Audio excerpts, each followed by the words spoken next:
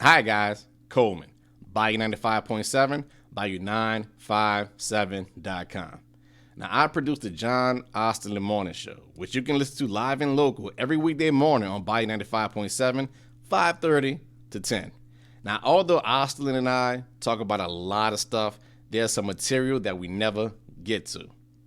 And some of that material I still find interesting, so I think maybe I can run through them real quickly in a video series that I'm going to call Coleman's Catsup. Basically, it's just I take all the stories that I found interesting that we never get to, and I catch you up on those stories. So let's catch up. Royal Canadian Mounted Police mistake a stroke victim for being drunk. All right, so this Canadian man walks into a bar, and it just so happens that the bar owner is somebody he knows, so he's going to see his friend. But his body decides to have a stroke on his way into the bar. Now, the bartender assumes that the guy is drunk, so they kicked him out the bar.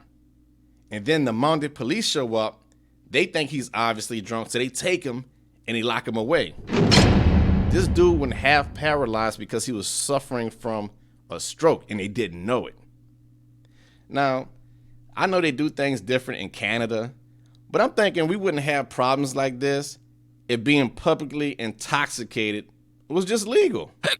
I know, but hear me out. See, I get it.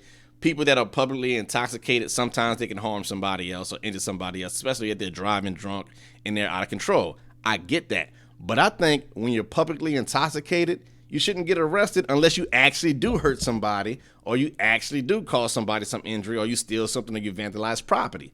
But if you just stumbling drunk and you don't hurt anybody, screw it. You should be able to go free.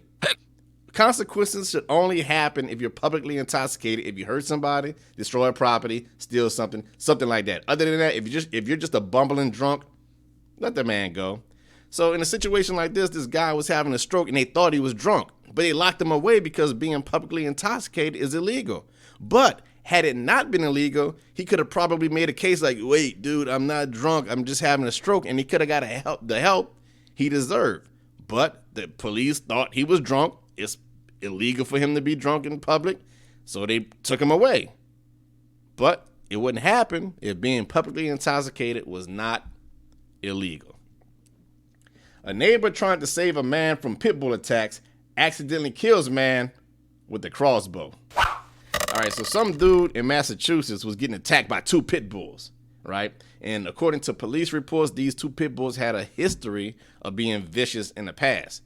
Now, his neighbor sees that he's being attacked by two pit bulls, and he goes home and gets a crossbow.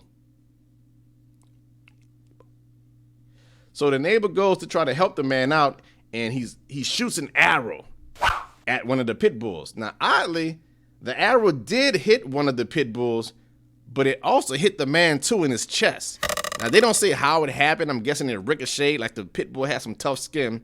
It doesn't really give you the details, but the arrow did hit the pit bull, but somehow still struck the man in his chest, and the man died.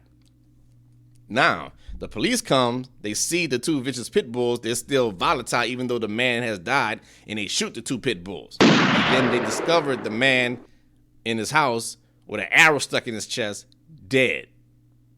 Now later, the neighbor finally did fess up and say, yeah, that was me. I was trying to help my neighbor, but it was a freak accident. I didn't mean to kill him. I was trying to aim at the pit bulls. Sorry.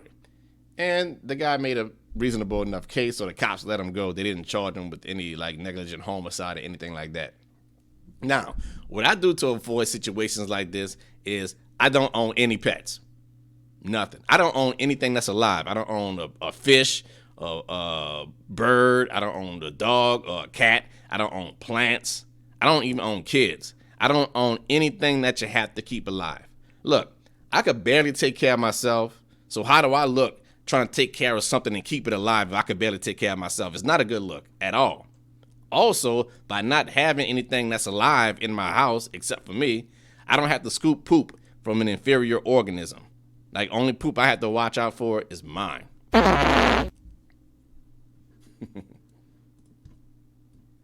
Man gets his junk trapped in homemade sex toy. So some dude in Bangkok, Thailand made his own sex toy and he got his junk trapped in it. Now this genius decides to wait 5 days before he finally goes to the hospital to get it off. Now, I'm not sure what this contraption was made out of, but it took the doctor 25 blades to cut through the metal of his contraption just to get it off. The contraption, not the Thai guy. So when they finally got it off, the contraption, not the Thai guy, the Thai guy's junk was rotted. So he had to get rid of his junk too.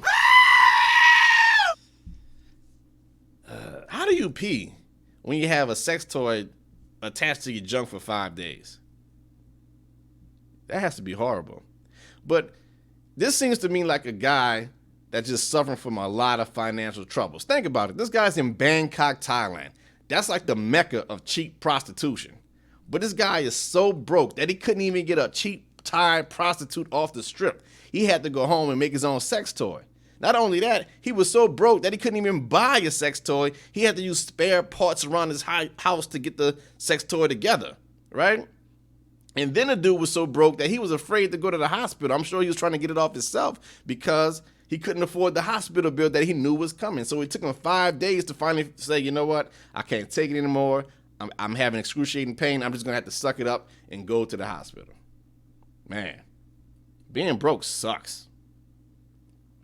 Anyway, I hope you enjoyed Coleman's Catch-Up. I hope you're all caught up. Remember, you can listen to the John Osterlin Morning Show on Bayou 95.7 every weekday morning, 5:30 to 10. I also do my own show on Sundays. It's called Coleman's Cut. It's from 4 p.m. to 8 p.m. And I also give you Coleman's Counsel as a tip I give you guys each week to help you score hot babes just like I do. And you can listen to both of those. John Osterlin Morning Show, weekday mornings, 5:30 to 10. Coleman's Cut, Sundays, 4 p.m. to 8 p.m. on Bayou 95.7. You can listen live on Bayou957.com, and you can also download the radio.com app. Just make it your favorite. That's Bayou 95.7.